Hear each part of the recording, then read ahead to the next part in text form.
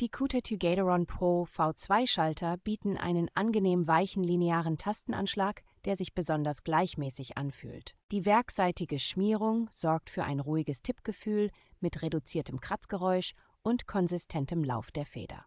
Mit ihrer Betriebskraft von 50 Gramm plus oder minus 15 Gramm treffen Sie einen guten Mittelweg zwischen schneller Auslösung und Kontrolle.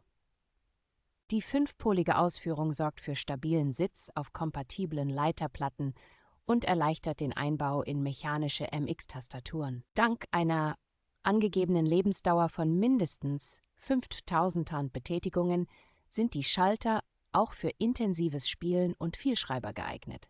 Die saubere Einzelverpackung in Kunststoffschalen schützt die Schalter beim Transport und macht das Sortieren beim Aufbau eines Keyboards einfacher.